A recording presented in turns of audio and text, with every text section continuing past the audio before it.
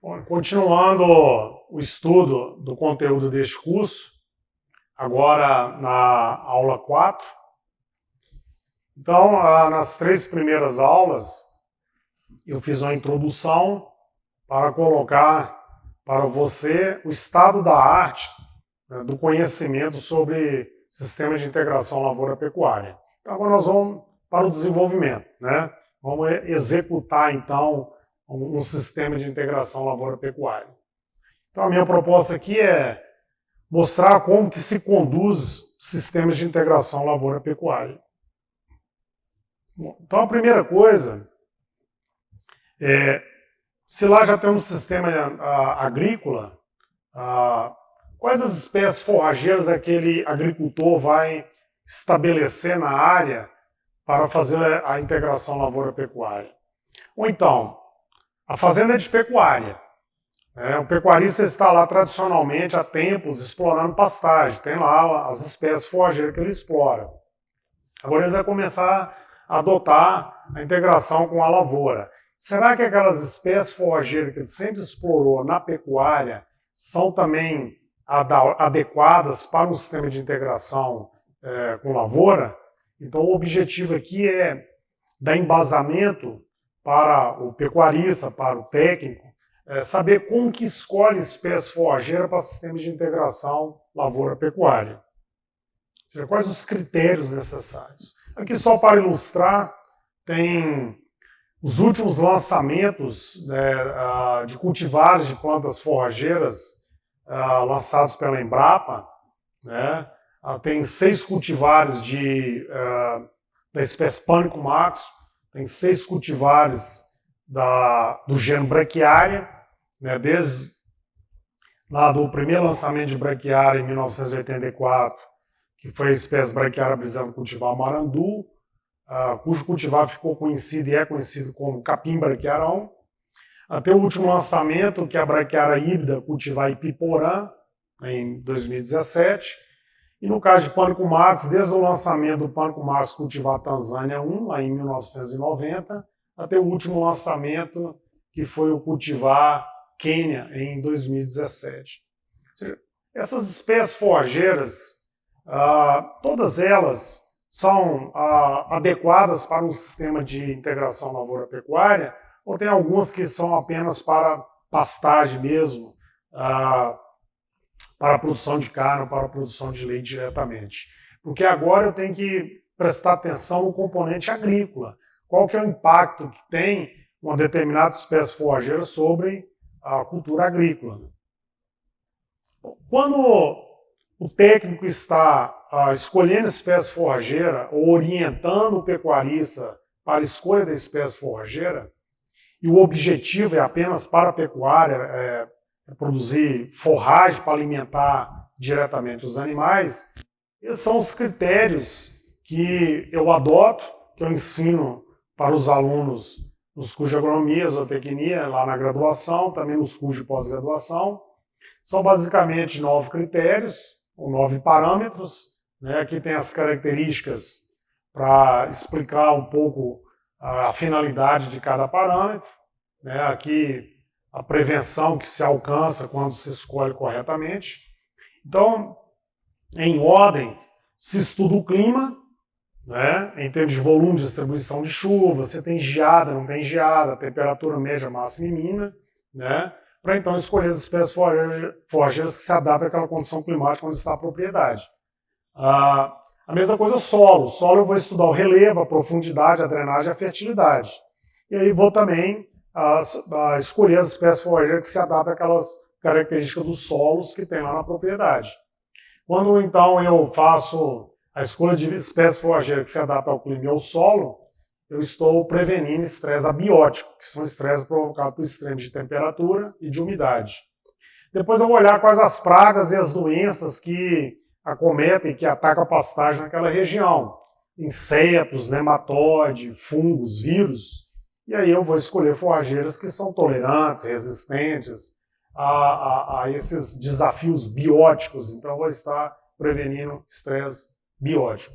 Depois eu vou olhar a aceitabilidade das forrageiras pelos animais herbívoros, se alguma forrageira causa algum distúrbio metabólico nos animais, alguma intoxicação, a forma de plantio, se é semente ou se é muda, as formas de uso que o pecuarista deseja, se é para pastejo, se é para conservação, na forma de silagem, feno de pré-secado, né?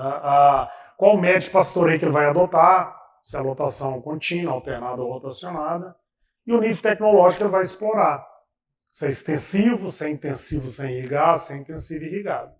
Mas e para o sistema de integração lavoura-pecuária? Será que apenas esses critérios bastam? Ou tem outros critérios? Isso aqui é o foco agora do conteúdo dessa aula.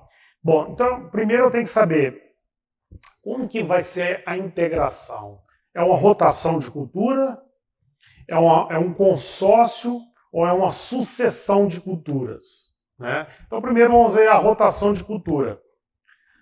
Na rotação de cultura, uma mesma área durante um tempo vai ficar com cultivo agrícola, depois vai ficar com cultivo de pecuária, depois o cultivo agrícola, depois de pecuária. Não tem uma sucessão, ou seja, no mesmo ano eu faço agricultura e pecuária, ou consociação, ao mesmo tempo, na mesma área, eu faço agricultura e pecuária.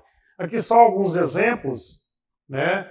Aqui um esquema de divisão de uma área, de uma propriedade em 7 lotes, né? Para um ciclo de rotação de 7 anos, ou seja, 5 anos vai ficar pastagem no lote, depois 2 anos agricultura. Aí volta, mais 5 anos pastagem, depois 2 anos agricultura. Aqui cada lote, hipoteticamente, tem uma área de 180 hectares, estão os 7 lotes, e aqui os anos do ciclo de rotação, né? 7 anos. Então, por exemplo, o lote 1, 180 hectares, no ano 1 plantou lavoura, no ano 2 voltou pastagem. Aí essa área foi explorada 5 anos com pastagem, voltou lavoura. Já na área 2, lavoura no primeiro ano, lavoura no segundo ano, depois veio pastagem 5 anos e assim por diante. Isso é um exemplo de rotação de cultura. Agora, uma área que foi dividida em 8 lotes para uma rotação de 8 anos, sendo 6 anos de pastagem e 2 anos de lavoura. Cada lote, o talhão, também conhecido como portalhão, tem 60 hectares. Então, a mesma coisa, ano 1, né, no lote 1, lavoura, depois de 6 anos com pastagem, depois voltou lavoura. Isso é rotação de cultura. Aqui um outro exemplo. Agora, uma área que foi dividida em 5 lotes para uma rotação de 5 anos. Só que agora são 2 anos de pastagem e 3 anos de lavoura. Esse exemplo aqui é o exemplo mais adotado, por exemplo, pelo agricultor. O agricultor, o negócio dele é a produção de grãos. Então ele vai ficar a maior parte do ciclo com grãos. Nesse caso, por exemplo, 3 anos, lavoura. E ele põe 2 anos de pastagem só para alcançar aquelas vantagens que a pastagem traz para o seu sistema. Os 2 exemplos anteriores já é na visão do pecuarista. O negócio dele é pecuária, produção de carne, produção de leite, produção de bezerro. Então ele vai ficar o máximo de tempo possível com a pecuária. Aí ele põe lavoura lá 2 anos apenas para obter aquelas vantagens que a lavoura vai trazer para o sistema de pecuária. Então, aqui, por exemplo, 5 lotes, né? 5 anos. Então, no lote 1 aqui, ó, no ano 1, no verão, foi soja, 200 hectares de soja, né? Na safrinha, era chamada safrinha, agora é a segunda safra, milheto. No ano 2 ele voltou pasto, ficou pasto. No ano 3 estava com pasto, são 2 anos de pasto. Aí ele voltou. No ano 4, soja no verão, na segunda safra, sorgo.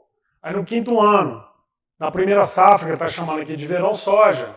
Na segunda safra, uma parte ele plantou milheto, outra parte ele plantou milho. Isso é rotação, né? Quando é rotação de cultura, ou seja, principalmente se a pastagem vai ficar um maior período de tempo na área, 5 anos, 6 anos, 7 anos, os critérios para a escolha de espécie forrageira basicamente são aqueles 9 critérios que eu apresentei nesse quadro aqui, né?